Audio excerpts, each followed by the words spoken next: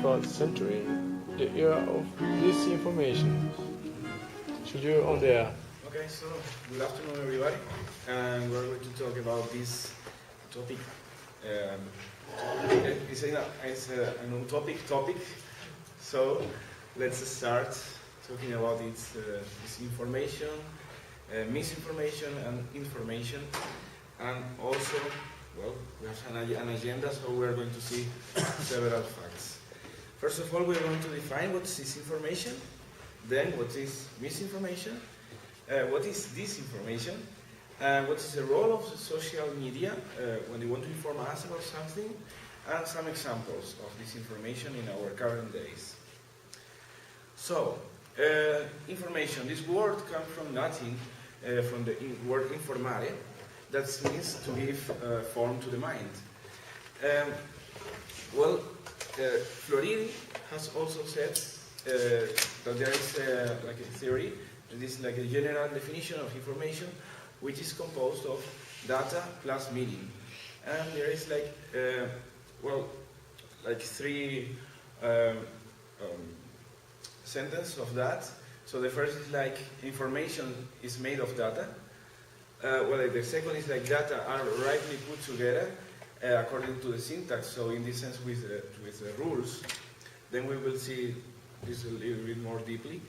And also that the third one is like, data must be complied with the meanings that are the semantics of the chosen system, code, or language. So let's see, for example, the syntax are the rules of the languages. So I don't know, I am in the camera when I run here also. I don't know. Okay. Yeah, let's see just one example. We could write hello. So everybody knows what hello means because there is a rule on the syntax that this is what a symbol or it's a letter. So when we mix these 5 letters together, it has a meaning. So that's an information for us. In this sense, it's a greeting.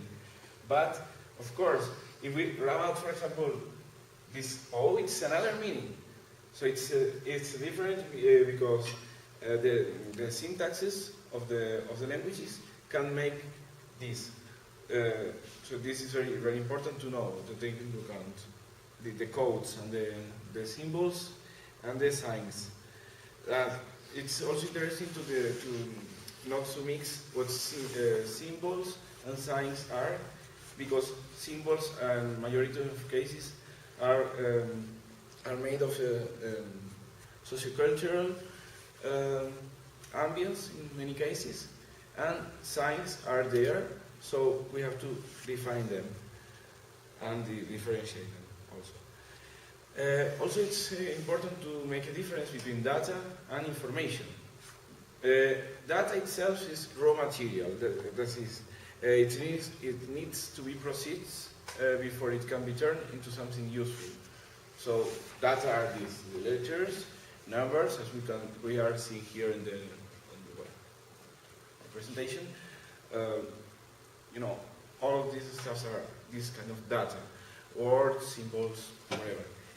And it relates to transactions, events, and facts. And then information, it is a knowledge communicated or received concerning a particular fact or a circumstance. What is the difference also is that information cannot be predicted, and majority of them, in majority of cases, tries to solve the uncertainty.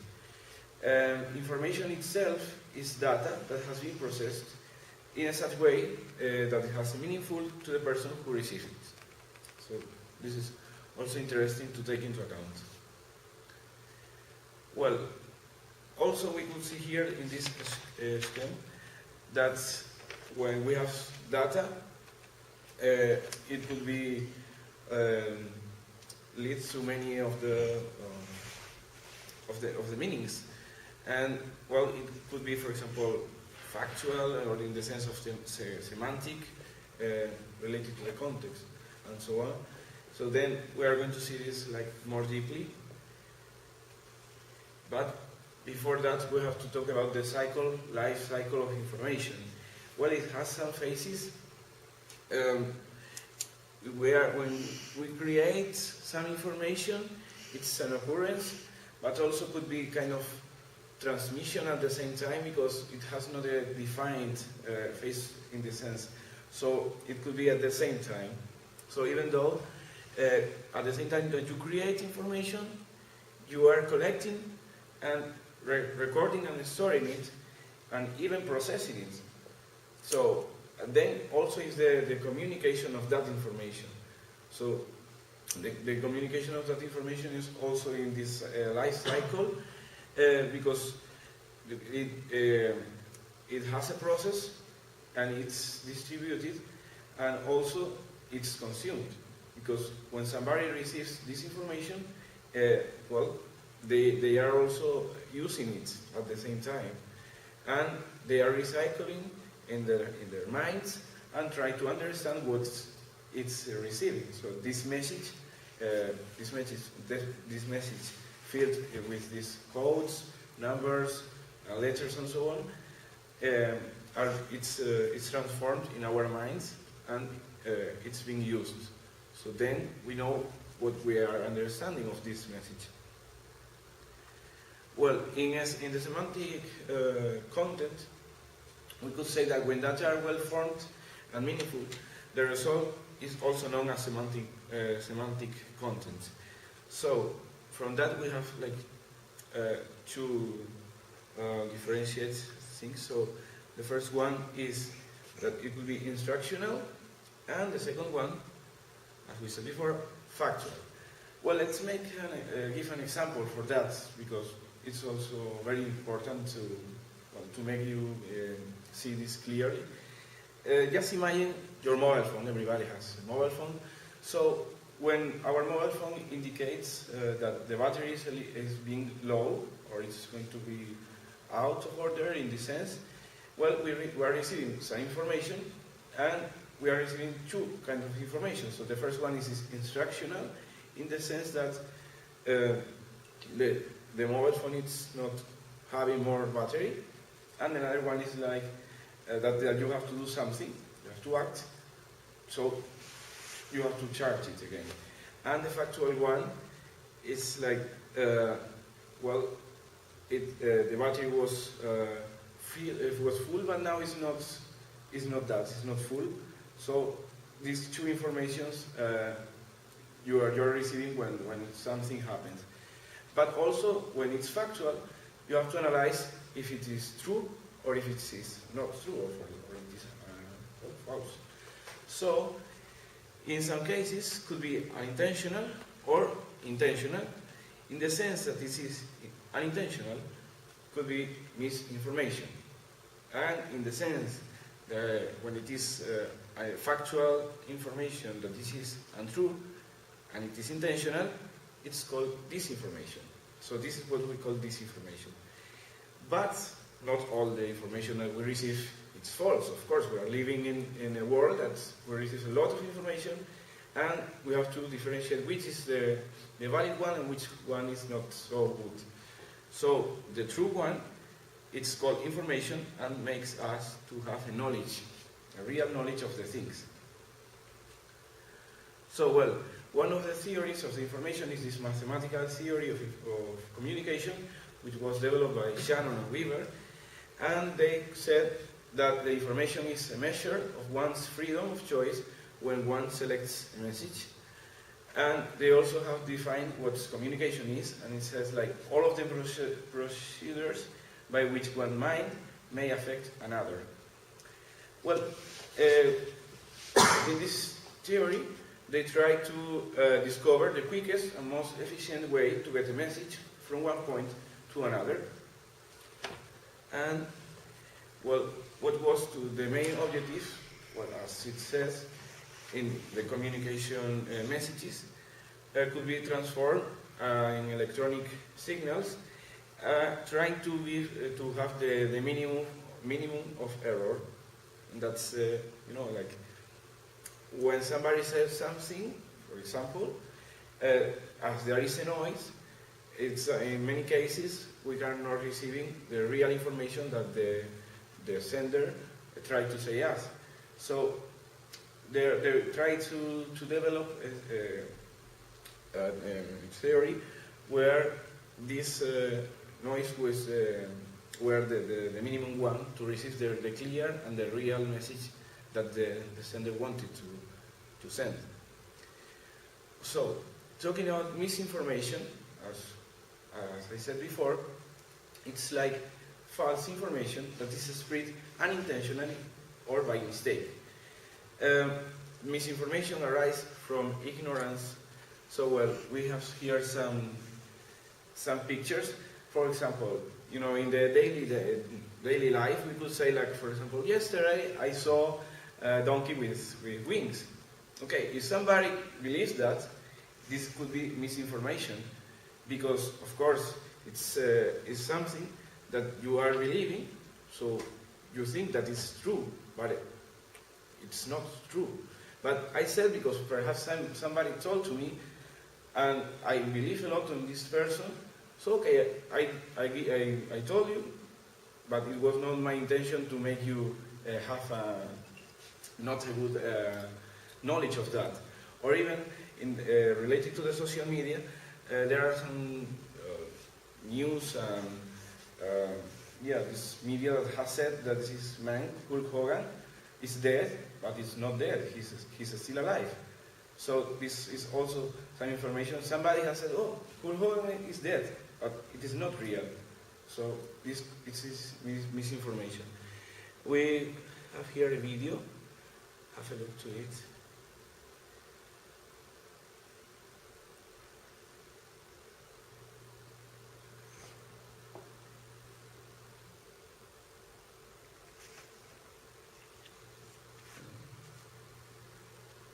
And I knew from that moment on that everything was going to be different. Everything was going to change. And for the first time, I felt God. For the first time, I felt His presence. And I felt His hand. That's a fact. It's true from the bottom of my soul. After we all prayed in a group prayer together, and I kept seeing my uncle alive, the nurses ran out, and all of a sudden, he was speaking. He just came alive. And nobody could explain it. It was like this really amazing light that was coming over me. And I remember feeling this feeling and immediately knowing where it was coming from.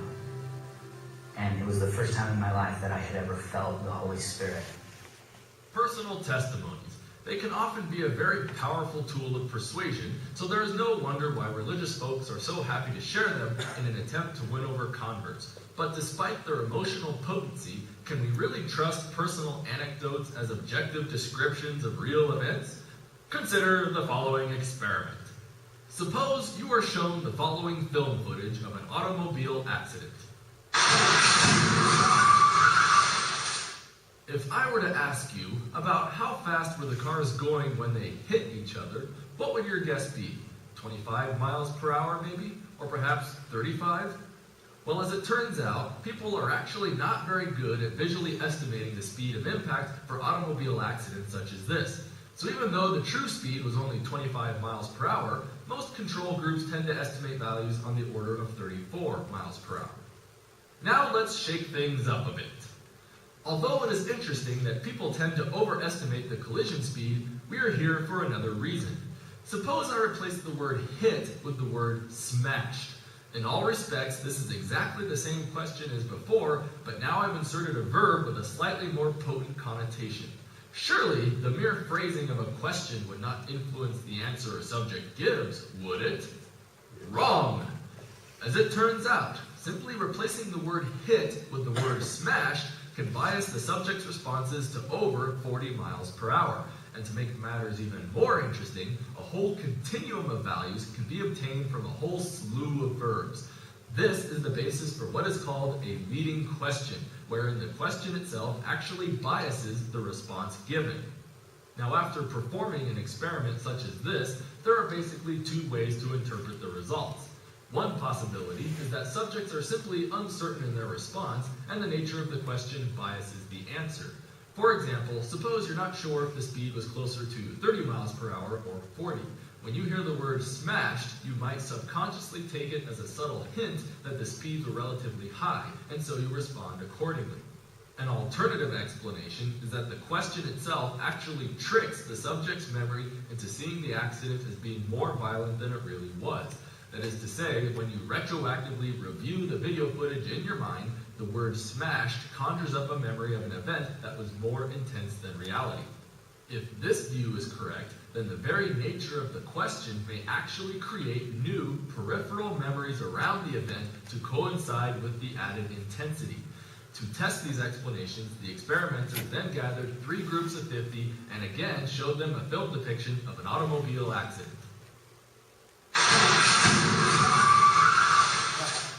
The first group was conditioned by asking how fast the cars were going when they smashed into each other, the second group how fast when they hit each other, and a third control group was not asked about speeds at all. 1 full week later, the subjects returned for another series of follow-up questions.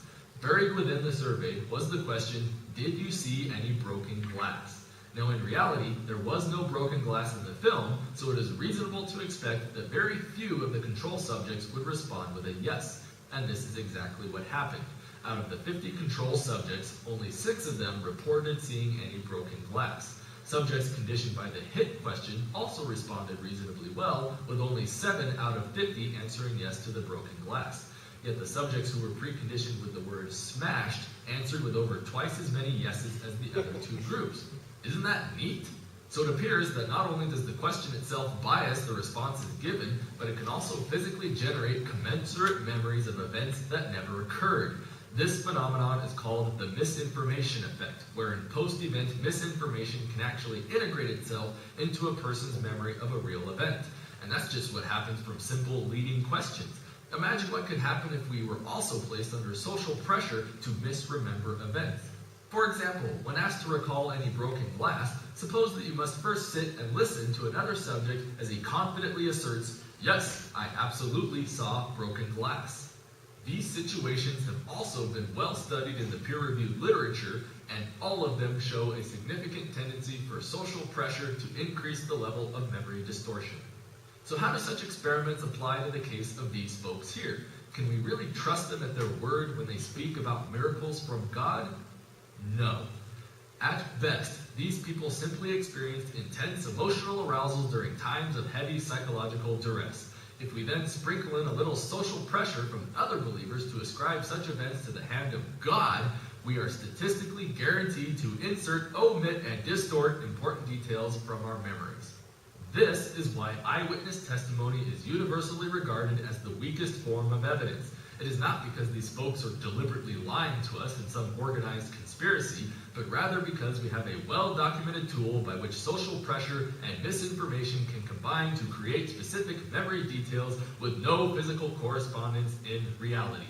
And that's not all. Remember insufficient justification? Even the mere act of retelling the modified story can further solidify and enhance any distortions created by misinformation. Unless these people can devise a quantifiable model for their experiences and then reproduce their effects on demand, we have no choice but to be skeptical of all personal testimonies. So the next time you hear stories from people about the time they felt the power of the Holy Ghost, witnessed the hand of God, or took part in miracle cures, ask yourself, can I really trust the validity of such a story? Or is this person just another poor sucker who fails to appreciate his own power of self-deception? After we all prayed in a group prayer together, and I kept seeing my uncle alive, the nurses ran out, and all of a sudden, he was speaking. He just came alive, and nobody could explain it. And actually, he looked better than he ever did in his life. Praise God for that. Better than ever. He looked great.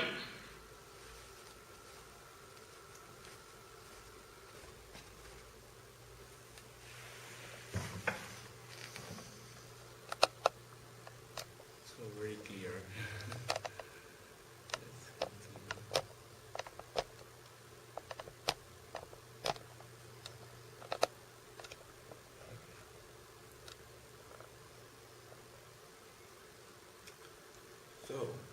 what we have not to do is to mix the disinformation with misinformation. We have already seen a video with this misinformation, but in the case of disinformation, they are also factual information, but in this sense, although despite it comes from well-informed sources, what they try to do is to hide relevant facts, things that are very important or outstanding, and well, in majority of cases, mass media are the responsible ones who try not to say the truth. So what they are trying to do is to do it like on purpose and try to lie. At the end, what they are doing is lying us. Recipients do not have the possibility to answer the message sent by the emitter, being also unable to control its veracity. So what we could think is like, are we really receiving good information? All the facts that are really happening on the world are real? Are so real? Are they telling to us? Or perhaps it is something which is missing? Is somebody doing something else that we don't know, or perhaps we know but we don't act on that? Who knows? Well, also, what is also interesting is that they are trying to make us not to know anything, in the sense that there's a kind of secret or something, and of course, the truth that they are telling to us is composed of lies. So we have to be very careful with the news that we are receiving, and what we believe and what we don't believe. So, what's more, I have divided in 4 steps what they try to do, more or less, this mass media. What they want to do is to sell exclusive news, so even they invent things just to tell us, try to sell, and to get as much money as possible. Even also they try to lead our attention to some things that are not so important. It is the wedding of Angelina Jolie and somebody else, and she is now pregnant. You know, things that are in itself, well, we shouldn't mind about that. But they put a lot of this stuff in order to hide something which is already happening, but they don't want to tell us. So, they inform what they are allowed to, in the sense of there is somebody up in this pyramid, which is like the governments, well, even it should be somebody else also up from the governments. So this mass media, even the journalists and so on, they say what they are allowed just to say. If not, they could lose their jobs and so on. So they are not in the system if they don't do what the boss wants. What they cannot do is to reveal the truth if there is not economic benefits. Even when there is economic benefit, they have to deal what is the best option to take. So reveal this secret, or having this money, or I don't know, this possession of a country, many things. And well, in many cases they change stories, creating history. Well, in some cases we have seen that at the school we are receiving, or all the education systems try to be the same, trying to bring kids and children, or even the students, so on, the same information. So they are creating kind of history, but at the same time they are aware a lot of things that has passed during the years and years that they are not selling, because there is also an economic interest, and of course they don't want to discover for us. They don't want to show us what is really happening, because this could be really dangerous for them, because they think that they could lose the control of the population. we could reveal. Well, so all of these are kind of well, materials that we are watching every day, the news, TV, internet, but of course they are weapons of mass deception. So we are being slaves, we have to be careful with that. And well, have a look to this news, which is really interesting, I think. It says, like, if you know that these two idiots are having a baby, but don't know that this guy bombed Social Security office in Arizona on 11th of December in 1930s, well, perhaps mass media has manipulated your brain. So you have to be really careful with that. Of its founders. We have before us the opportunity to forge for ourselves and for future generations a new world order, a world where the rule of law, not the law of the jungle, governs the conduct of nations. When we are successful, and we will be, we have a real chance at this new world order, an order in which a credible United Nations can use its peacekeeping role to fulfill the promise and vision of the UN's founders. This is what we receive. Simply, it's poo. So they try to make us to know something which is not the reality itself. But thanks that there are some people that are trying to develop their own ideas and try to discover what is really happening, what is the real truth of the facts. So, warning. Yeah, you have to be really careful with that, with the mass media, what you see, what you hear, even on the streets, these commercials, many things that we are receiving day by day, a lot of information, and this is also a kind of mechanism that they have is to overgive us a lot of information in order to not know what is the real way that we have to follow. Well, some other examples in this case of this disinformation. This first one is more related, I think, I don't know if I'm sure, yeah, of the World Trade Center. It's also in English, so don't worry about it.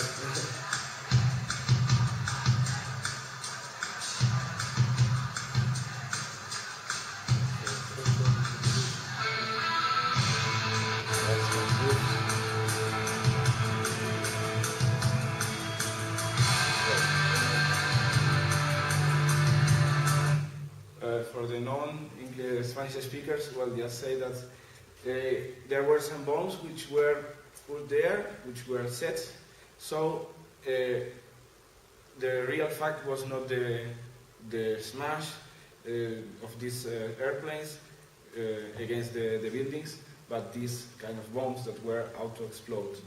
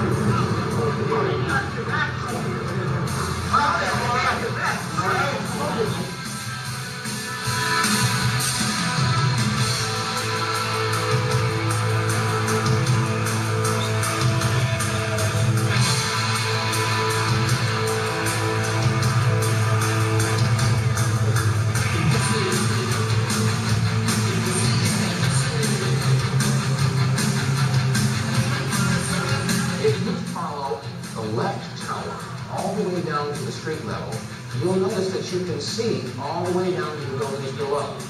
Now the question is, if both towers are still standing and the smoke is being blown away from the towers, What is this huge plume of smoke, approximately 50 to 60 stories high, rising from the Trade Center area? This footage was shown once live and never repeated, as I've already said. Why were we never shown this footage again? And why has this event never been brought to the attention of the American public or the world? This is a critical event. It was never discussed or examined because it is inconsistent with a simple attack of planes slamming into towers.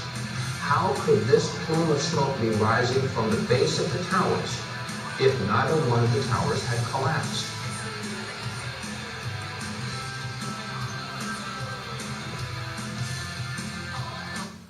Well, let's translate this. Like, why not the Western governments say nothing about that? Why mass media try to hide all these proofs?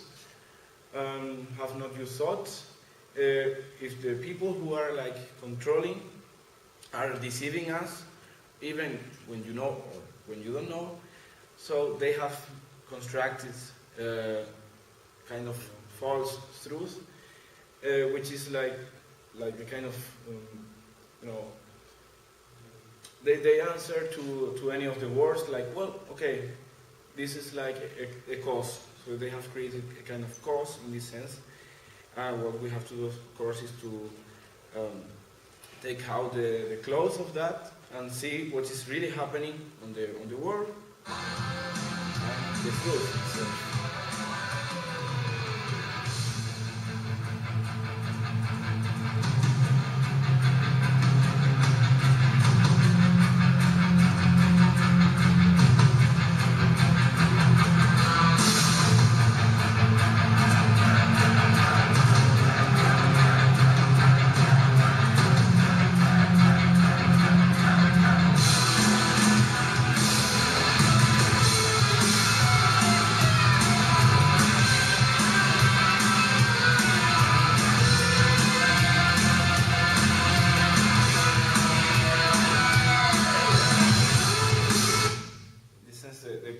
It was like if you have seen the explosion which is up of, over the other ones, so well, it's crazy, you know, it's not something logical.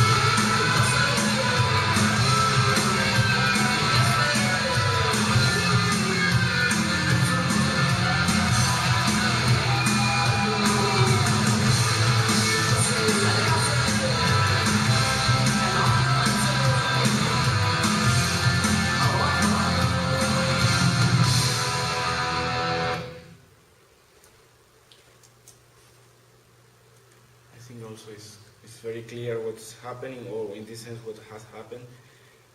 Or if you are not so convinced of what is happening with the governments and some facts that are already happening, I'm going to show you another video. In this sense it's more about politicians and so on. Mouseland. Hi, my name is Kiefer Sutherland. Many of you may know me as an actor, but there's something in my background that you may not know, something which I am very proud of. I am also a grandson of the late Tommy Douglas, a premier who brought enormous change to Saskatchewan and the rest of Canada. He was also the first leader of the New Democratic Party. Using his voice in a recording that he had made in 1962, we'd like to share a story with you, a story that he made famous as early as 1940. It's a story of a place called Mouseland. And it's as important today as it was many years ago. It's not just a piece of history. It's really one of the best explanations you'll ever hear about why Canadians like you and me support the New Democrats. The NDP and the members of the United Food and Commercial Workers Union across Canada are proud to present this animated version of Mouseland. It's a message worth preserving for generations to come and for current generations. So please join me now as my grandfather takes us to a place that he called Mouseland.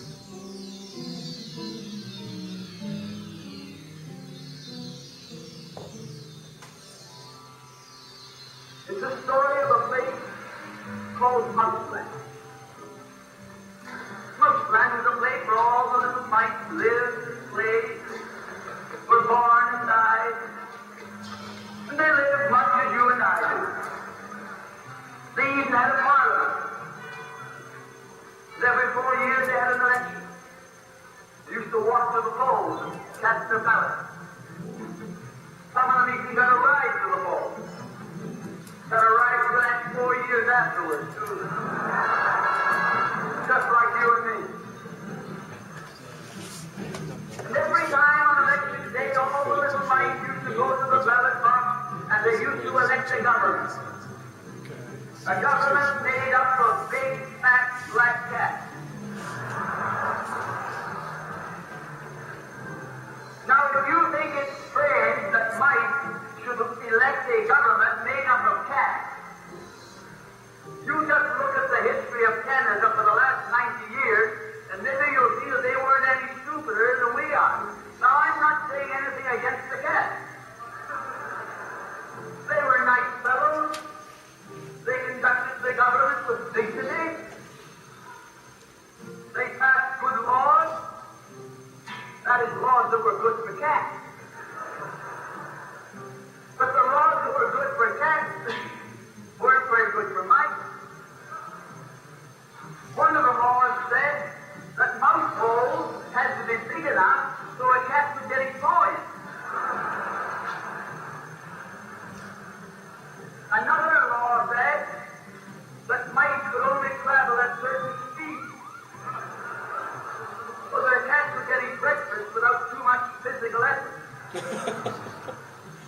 All the laws were good laws for cats, but all they were hard on the mice. And life was getting harder and harder.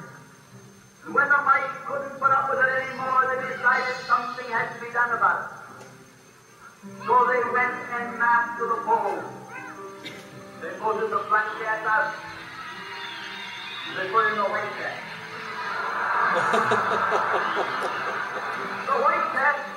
The white cat had put up a terrific campaign. They said, oh, what Mouseland needs is more vision. They said, the trouble with Mouseland is those brown mouse holes we've got. If you put that in, we'll establish square mouse holes. And they did. And the square mouse holes were twice as big as the round mouse holes. And now the cat would get both his paws in. And life was tougher than ever. And when they couldn't take that anymore, they voted the white cats out and put the black ones in again. Then they went back to the white cat, then to the black cat. They even tried half black cats and half white cats.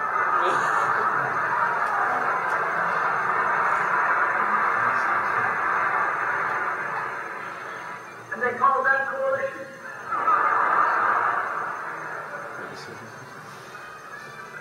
They even got one government made up of cats with spots on it. They were cats that tried to make a noise like a mouse, but they ate like a cat. You see, my friends, the trouble wasn't with the color of the cat. The trouble was that they were cats. And because they were cats, they naturally looked after cats instead of mice. Presently, there came along one little mouse who had an idea. My friends, watch out for the little fellow with an idea. And he said to the other mice, look, fellas, why do we keep on electing a government made up of cats? Why don't we elect a government made up of mice? What are they getting the Bolsheviks?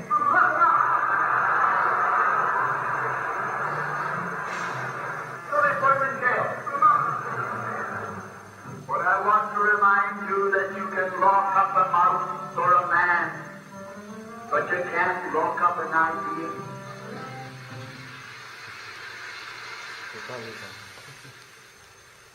As my grandfather would have wanted, the message of Mouseland is for all the people of Canada. We hope you have enjoyed this production, and we hope that it has left you with something to think about. Thanks to this short film, I think that Tommy Douglas's words have as much life and meaning today as when he first spoke them. Thank you very much for joining me. funny, but reality with itself. And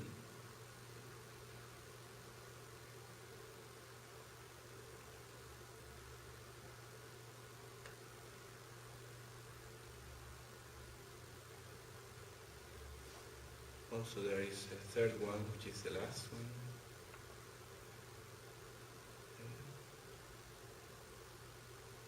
But let's see if we can see or not.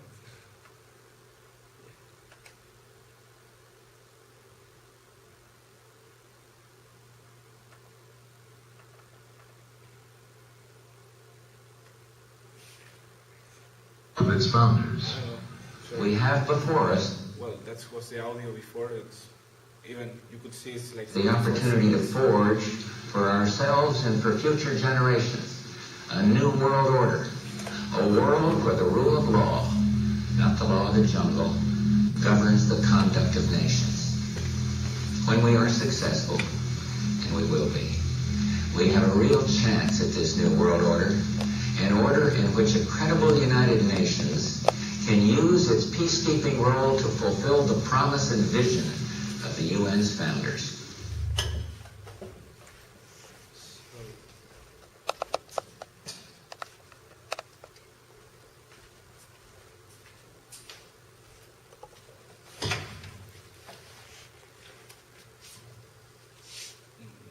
Is it you press?